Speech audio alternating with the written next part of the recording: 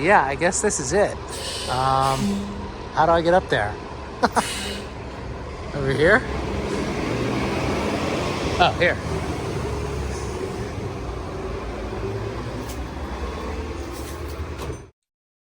All right, I guess this is it. What is this thing? It's like a tiki mask or something.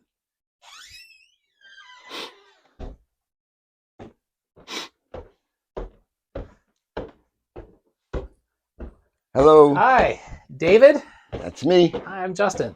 Nice to meet you. Nice to meet you. So this is the famous School for Musical Performance. wow. Been here for 45 years. I'm No like way. the best kept secret in Brooklyn. Yeah, is this school. Okay, there's a lot here I'm going to have to take in. So, My wall of Lord. fame, I should say. All right, we'll get to these. I have a story behind every picture, but I don't have to go into great detail. I mean, okay. What? All right, we'll get to all this. All right, this is my crazy. Don't look at the desk. I haven't cleaned it in about 40 years. But anyway, this is my office basically, and my snare drum collection. I have a lot of these things I've just had forever, like my gold-plated 24-karat gold-plated Rogers, which is I've had it since I'm like 15 years old. Then I got a lot of my favorite vintage stuff. I have a Black Beauty in there. I have a 50th anniversary pearl snare drum in there, gold-plated, never used. And it's hard to see, but I have a gold-plated Dynasonic. See it over there? That matches the set that I have in the back. See in the corner there? Yeah. The white mother of pearl. And but anyway, so I got a lot of snare drums. So this is like your snare area. Yeah, and snare also area. It's your on the snare top area. there, I have my Eagle Badge Rogers from the 50s. We need to talk the about Mardi that. Gras 2-floor tom-toms, which is hard to find. And I got the bass drum over there. That is crazy. 24 inches. 24, no way. Yep. The finish on that is, and it's all in mint really condition. Amazing. They're in, yeah, it looks like it's chrome, incredible. everything is in mint condition. Then I have a white one, which I'm trying to sell right now. I'm asking $2,000 for it, but it's great. It's a Eagle Badge white mother of pearl. It's like a Buddy Rich setup. Wow, I've never seen those. Never seen them like that. With I'll let for sale if someone's interested. Anyway, let's see. Are you selling the Mardi Gras too, or no? No, Okay, that I'm not selling. I don't believe you. No. Anyway, this is a symbol that was custom made for Simon Phillips, supposedly. That's the word. Yeah, that looks like, I just saw a video the other day where he was talking about these, and he had one. I think he plays 24. Is that a 24? Yeah, I think it could even be a 26. Well, let me get my tape measure. Yeah, it looks really big to me. He was saying he plays 24, so it looks like one that he plays. I don't know. That's a good question.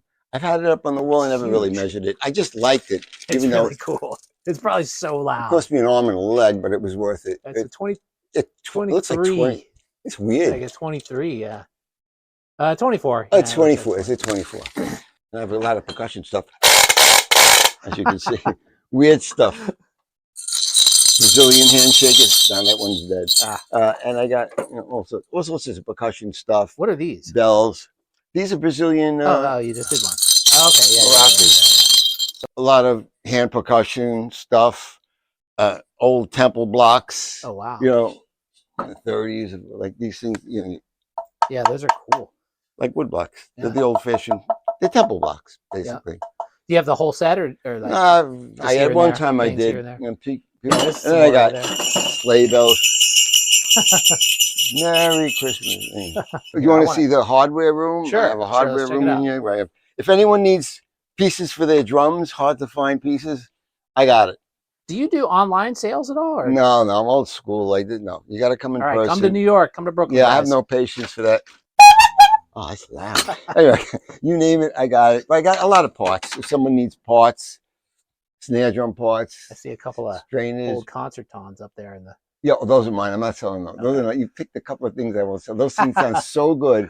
Yeah, they all swing and they sound great. And I got some guitars. I got some, and some my own personal cymbals. Let's talk about some of these. You do what is that? A marimba? Vibraphone. Vibraphone. So yeah, I've written 7 vibraphone books. If anyone's interested, you're gonna have to play some for us too, if you don't mind. All right. Anyway, I'm I'm on YouTube if you want to watch me playing. But Yeah, anyway, I have subscribe. Vibraphone Virtuosity Volumes 1 and 2. I have duet books. I have percussion ensemble books. I have vibe solo books, duet books. And I also teach vibraphone and marimba. So if anyone's looking to get into college or a high school, I do form mallet, improvisation. And, a lot of kids want to get into like a college, Manhattan School of Music. I train for those auditions. So if Okay. anyone's interested, check me out. Anyway, come down. This is my Hall of Fame. Yeah, I need to ask you some questions. All Here. right, ask me. Okay. So, all right. So we have Steven Tyler here, obviously. All right. What about Steve Gadd? Oh, yeah, I have a great. Well, this is at the backstage at Nassau Coliseum, but I got a really interesting story. This is the story. Yeah, Oh, this is this when I was. This is a picture when I was doing. A lot of times I used to promote my books at the Percussive Arts Society conventions they had. Uh-huh. And this was, I think, it could have been in California. And I met Steve Gadd. He was by the swimming pool and lounging out. And I'll never forget the story. And he's so great to talk to, and he's cool to hang out with. And I had a few drinks, and we were hanging out. And they had this long table set up because they were going to have people come over, and they had all sorts of food, shrimp cocktail, you name it on it. It was a big, long table. Uh-huh. And we figured we're going to go over there and maybe see what there is to eat. And what happened was I must have leaned on the table or stepped on the cloth, and the whole table with all the food and everything went flying, crashing down. It was like an insane situation. But anyway, What did he do? no, he just laughed it off. I mean, nothing. I just wanted to get out of there before the people came. I just wanted to hightail it out of there. Oh, Like, I don't know what happened, but it was a mess. But anyway, and this is Escovedo family, Sheila E., her father, her brother. Oh my God! And we have That's Joe Morello. Joe over Morello.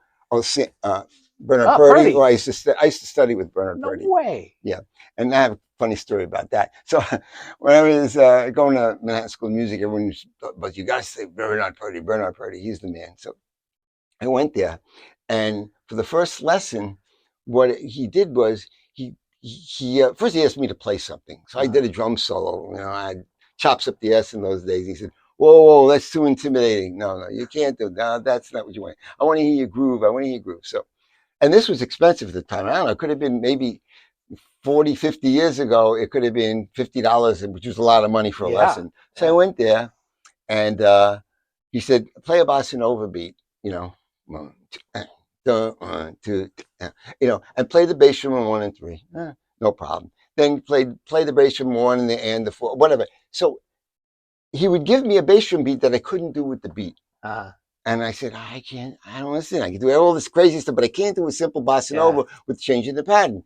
He said, "Well, that's your lesson. That you're going to come back and you're going to have that for me." So I come in the next week. I come in and I'm able to do that pattern. Then he says, "All right, now put the bass drum over here." I said, wait a second. Now I go to try to put the bass drum. He tells me, "I can't do it." He said, "That's your lesson. You go home and do that." This went on for about a month. And then I got the idea, but I couldn't afford going through this anymore. I mean, I understand what he's trying to teach me to do. He says, if you're ever in a situation where you're going to have to, in a studio or something, you're going to have to change at the moment's notice, and you have to be equipped to do this. So it was an expensive lesson, but a good one. I didn't learn the Purdy shuffle or anything. It was just this, but it was a good lesson. At Shaughnessy, I forgot where I met him. It could have been at a clinic. Oh, and this is Buster Bailey, who I studied with, snare drummer for the New York Philharmonic for 50 years. He taught me more in about 2 months of lessons than I learned in years. His technique was incredible. He was a wonderful guy. He used to pick me up at the train station. We used to listen to Buddy Rich records together. He was a Buddy Rich fan, even though he liked Joe Morello's sound better, but he was an incredible teacher. And here's Mitch Ryder from the Mitch Ryder and the Detroit Wheels. And years ago, I used to open for him at a place called Cotillion Terrace when I was about 16, 17 years old. That's when I first met him. And then years later, we kept in touch. Through the years, we became very friendly. In fact, I remember hanging out with him in the city when I was only about 17 years old. And he said, after one of his concerts, he said, "You want to come back to my hotel and hang out?" So those days with my friend, wow, this is exciting. I said, "But I don't know. I got to get home. It's getting late." He said, "Listen, I'll call your mother. I'll talk to her." I said, "Really?" So I call my mom, I said, Mom, you're not gonna believe Mitch Ryder wants me to stay over in his hotel. I said, it's really, he'll get on the phone and he'll talk to you. Uh-huh. And she said, David, you sure? I said, yeah. So Mrs. Colvins, hi, this is Mitch Ryder. Would you mind? I'll take good care of your son. He wants to hang out afterwards. We're having a little party.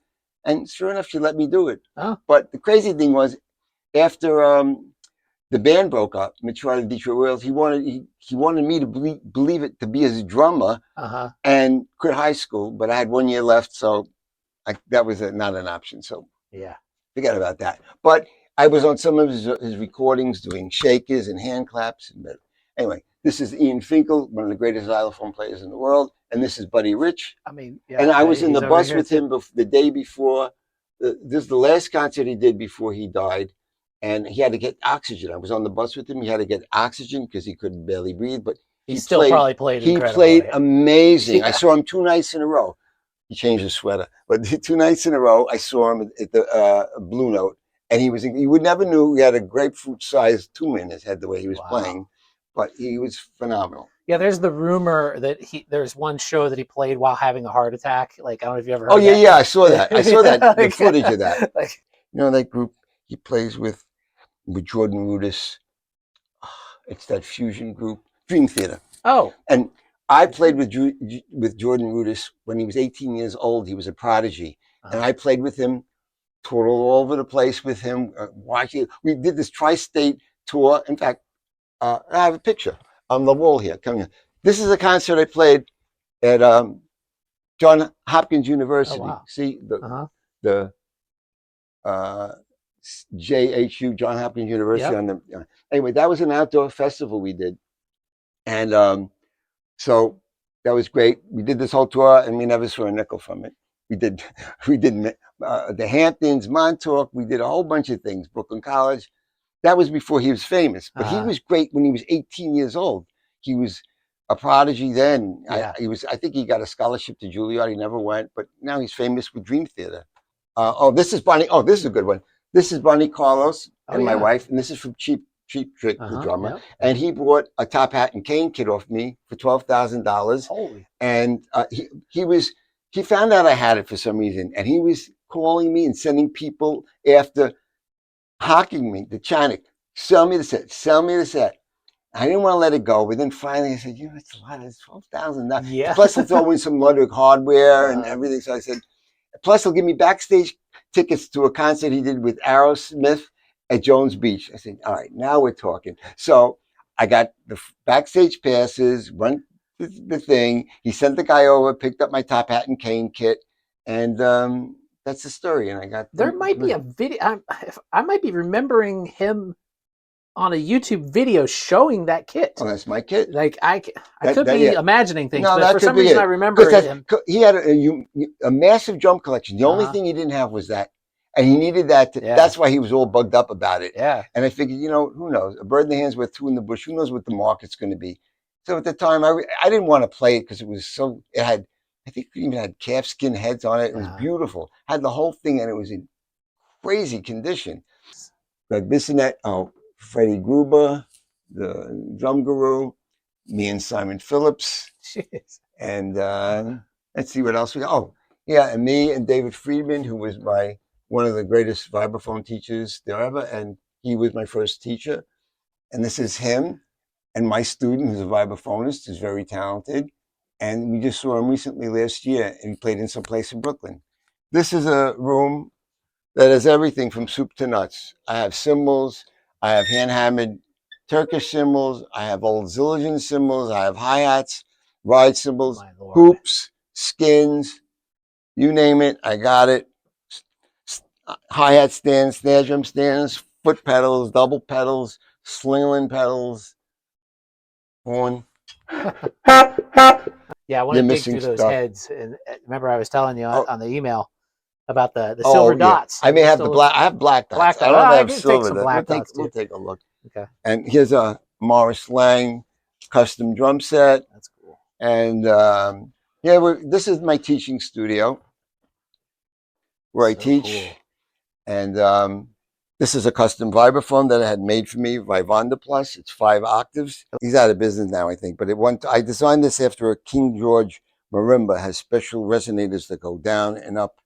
In fact, I had Lionel Hampton's original King George vibraphone, which I sold at a Guernsey auction many years ago for a lot of money. Anyway, that's how I wound up purchasing this. Wow. I didn't want to. That instrument was like a part of history, and I didn't want to lug it around. It was gorgeous. I have pictures of it I could show you later. Anyway, so I had this thing custom built for me with that design, and it's one of my favorite instruments. Really and pretty. This is an instrument that in fact, this is an instrument I had custom made with black and white bars. I brought this to a car shop. I had it coated and sprayed silver metal flake, and then I had these bars custom made. I always wanted a black and white. I figured pianos have black and white keys. Yeah. Why not vibraphones? Yeah. They never made it. And I went to Muss's company 40, 50 years ago, and I said, with this idea, I said, why don't you make vibraphones with white and black? No one ever listened to me. So, and for years, I was trying to get a company that would enamel black and white bars, and nobody could do it. Finally, about 5 years ago, Gilberto's, the Century Mallet Company, they were able to do this. I would call every year or so and say, can you do it? They said, well, we can do the white, but we can't do the black. We do the black, we can't do the white. Finally, they were able to get somebody to do the white and the black, because at one time they could only do one color. I couldn't get both, and I wasn't going to do one. So I finally got it done, and now I finally got a beautiful black and white. I'm probably the only one in the world with a black and white. Does it dry out the sound at all, or like it muffles it a little bit? Yeah, like kind of like when you have colored a cymbals little bit, but it's still probably a cool quality though. So, oh wow! Oh man, we gotta get some has jams a nice with some sound. vibraphone and drums going on here. It still's got a beautiful sound. Wow, yeah, it does. It still's got a great sound to it. It does, even though it's not as loud as maybe it was before. But who cares? I'm going deaf anyway. I don't want my ears to go any worse than they are. Yeah. Anyway, let's talk about this. Is a 1962 Rogers 24-karat gold-plated drum set that I had everything plated, every nut, every screw. Oh my God! And this is a Rogers Dynastatic snare drum that I got when I was about 15 years old, and I tricked it out and I put Ludwig super sensitive snares on it. Wow. I brought it to Manhattan. Nobody could do it. They put holes in it and they charged me money, and then they gave me the drum backs. I said, you know what, I'm going to do this myself. So I finally did it, and I put catgut and I'll show you what I did. It's too tight on you. Okay. You see the bottom of this? Oh, wow. Whoa. It's like symphonic. Uh-huh. But so it's one of my favorite snare drums. I've done a lot of recordings with this and concerts, and this is one of my favorite snare drums. It sounds very crisp and tight. And I guess you could hear later on video. It's like a marching drum. It's like a really short canister throne. They're usually pretty high. No, this is standard. I didn't have. Oh, really? Mine's really high. No, I don't think. Mine's very high. I guess I just have a high one. You know what? Maybe I did have it cut down. It's been so long. I've had this for so many years. Maybe I did cut it down because I wanted it at that height. It could have been cut down. That's a good question. I don't remember if I did. Can you still fit hardware in it? But what? Can you still fit hardware in it? Oh yeah, it still works. Okay. Yeah. Anyway, so I got that. Oh yeah. The cymbals are all. Oh yeah, these are all from the early the 50s or 60s. Oh my God. And they're all matched set. And this I had forever until I had a fight with my wife and she hit it and she cracked it. It still sounds cool though. It still sounds great. Yeah, it sounds a little China-y now. Yeah, I love it. I love the cymbal. So thin. And and these are old Zildjian cymbals, and everything is matched, and they're early, but they sound great. They all sound beautiful. If you want to hear a little bit of, oh, I'm not going to get that. Sorry. Okay. Let's,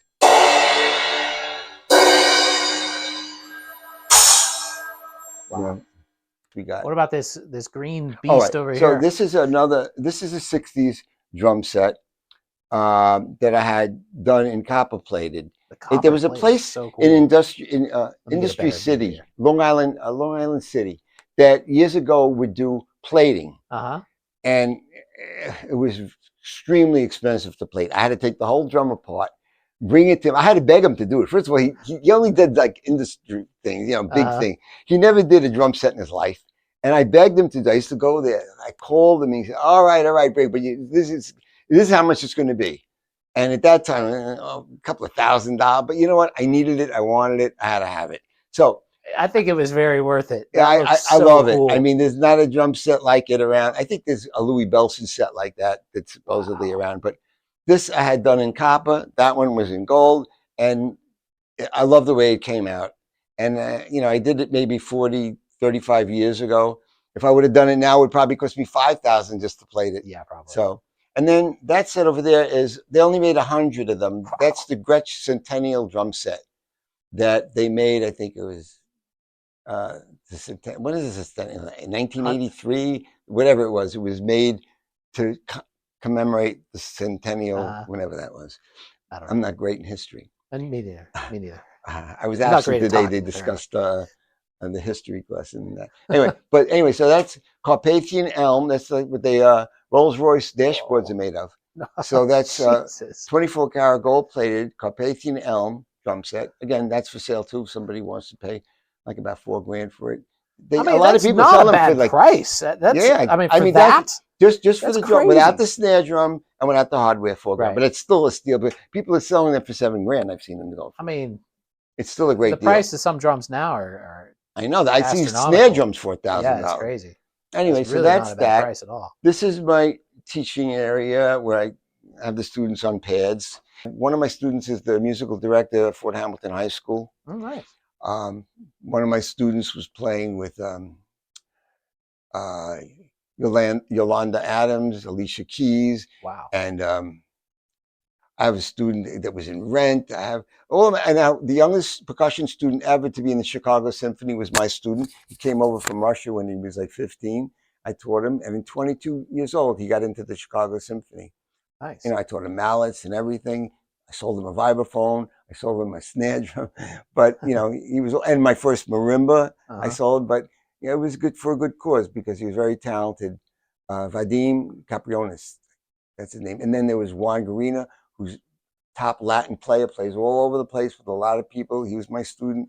List goes on. I don't want to brag. But anyway, and this is an Eagle Badge 50s drum set. Now, I don't really know anything about the Eagle Badge. It was done in the 50s. Okay. It was done in the 50s. And this is a Duco Rogers kit, that's really the cool. Tower model, they called it. I love those Duco finishes. Yeah, and that's a mahogany shell. And they're great drums. And that's a 15-inch floor tom-tom. You selling that one? Kind of rare. For the right price, I'll sell it. Yeah, but that's what I'm not selling because I love that. Yeah. I don't know what I'm going to wind up leaving my wife with all this stuff. She won't know what to do with it. She'll sell it for like $100. So this will probably be the last thing I'll ever sell. I've had a million drum set, but this is the best sounding drum set that I've ever had in my life. And you can listen.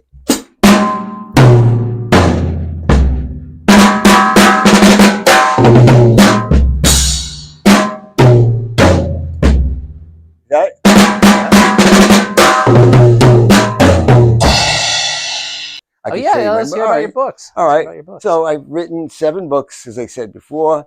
This is Immediate Progressive Etudes, and it comes with a CD. I recorded everything that's in here. There's scale exercises and patterns, and there's all different.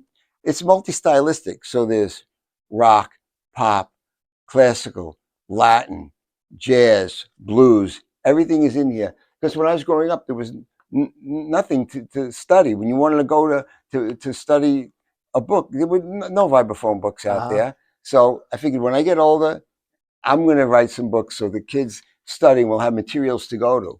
So I did that book, and then I did a volume 2, which has more of the same things, different types. Everything is a different style and a different key with dampenings and stickings, everything that you couldn't get years ago. Scale exercises, technical exercises. And again, everything is recorded on a CD.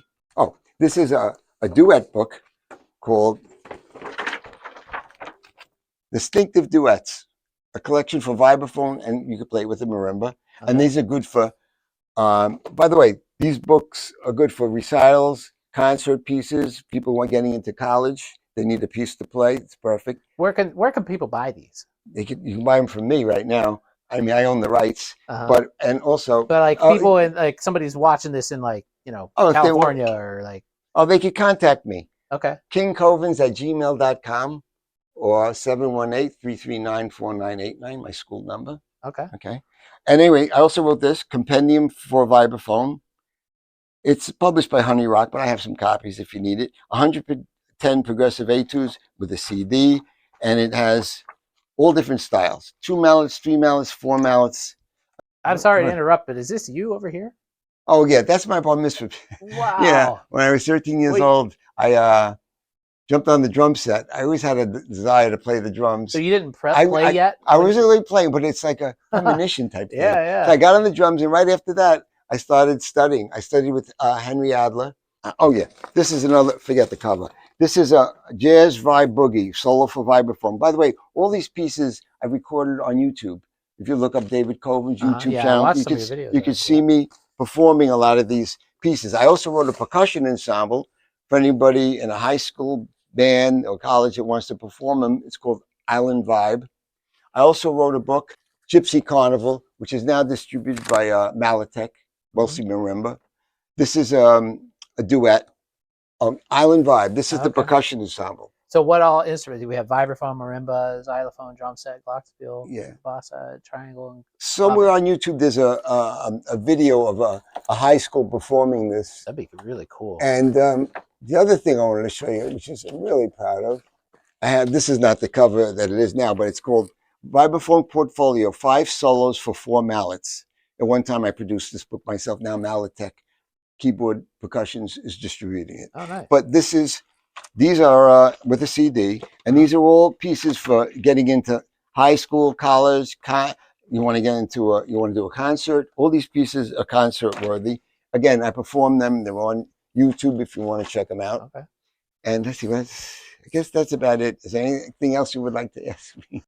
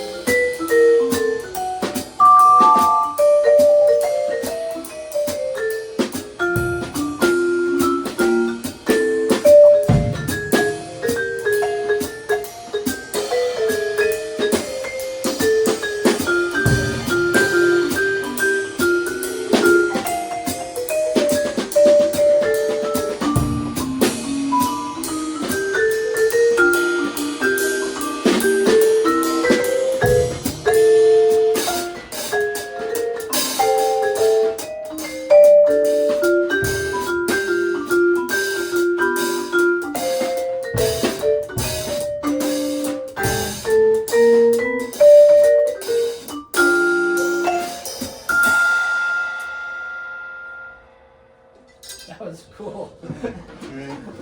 I guess I let it go. I appreciate it. That was great. I mean, it's hard to, without a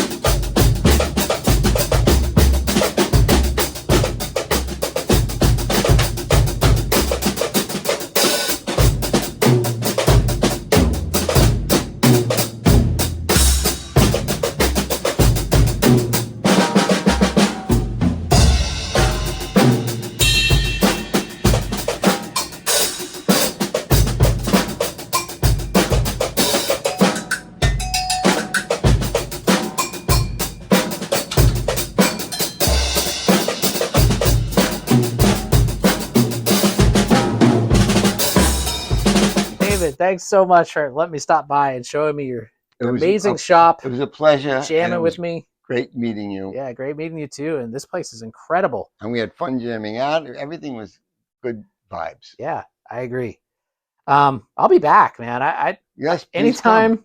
Yeah, if you let me come over here and jam. Sure. Get some more. Be my guest. I enjoy doing this. Yeah, me too. And I'm sure my viewers would enjoy it too. They probably like to see more of us. All right, great. Yeah. But thanks a lot, David. All right, stay tuned. All right, it's the next day now, and I just wanted to show you guys some of the stuff I picked up from David. I got these silver dot Ludwig heads, well, and some black dots, but let me show you the silver dots first. So these are really cool. I've actually been looking for some of these to put on my Ludwig, and these are the smooth white with the silver dot, both in pretty good shape, especially the 16. The 13 is decent, but it's not amazing. But wait, I hope that's a 13. Did I pick out the right one? It looks like a 13. Better measure it. But yeah, so I have two of those. And then we have some black dots. This looks like a vintage Tama, even though it's made by Remo. You can kind of see it there. So it's essentially a CS black dot. And I got two of those as well, you know, both for the Toms. I'll use the silver dots first, and then I have the black dots as a backup. They've got a couple dimples in them, but that's okay, you know. Pretty old heads. And then he didn't have any, there were a couple black dots for bass drum, but none of them were in very good shape. But he did have this, which was like pretty much brand new, Attack 2-ply. And this thing feels pretty heavy duty. It kind of feels like a, maybe a little bit thicker than an Emperor, almost like a hydraulic a little bit. I used to use Attack drum heads a lot, but I've never tried this particular one. They call it 2-ply medium thin, but it really doesn't feel thin to me at all. It feels pretty thick, but that's cool though. And there's doesn't appear to have any like muffling, even though there is kind of a hazy edge, but there's no like foam ring or anything like that. So I'll use this on the kick drum. I ordered a kick drum patch to put on there just to save it. And finally, the thing I'm really stoked about, sorry about my disgustingly dirty table, is this. Now, I already have a Speed King, but I saw this one, and I was like, what is that, a reissue? And no, this is actually an original Speed King, but it has been restored. And this thing is incredible. I just saw it there, and I had to have it. Look at this. No movement at all, like side to side. This thing has been meticulously restored, the springs and everything in it. Listen how silent that is. No squeaks, no like shakiness. The bearings have all been replaced, and it has this like new type of bolt here through the heel plate. And then you can see the wing nut that is like the vintage style wing nut. And it looks like they kind of buffed the footboard to make it shiny again. And the beater has been replaced. Now, this beater is like a really hard felt, but what I might do is actually, I'm gonna go see how it lands on my kick, and I might, kind of do the Hal Blaine and shave a little bit to make it, make like a more even connection with the head. But I'm super stoked about this thing. I mean, I love my Speed King now, but this one is like just so good. It's in such good shape, and it feels so nice. I'm really excited about playing this one. It's just so quiet too. Anyway, yeah, so these are the things I picked up. He made me a really good deal on all this stuff too. All right, I think that's going to be all for this episode of Drum Adventures. Hopefully you guys enjoyed it. I had a really great time hanging out with David Covens, and definitely check out the School for Musical Performance in Brooklyn, New York. You could contact David with the information over there. And yeah, just really, really cool place. Tons of history, tons of amazing vintage drum gear. It's a really fun place, and I had a great time. So anyway, thanks for watching, everybody. Don't forget to click like and subscribe, and I'll see you all in the next video. Have a great day.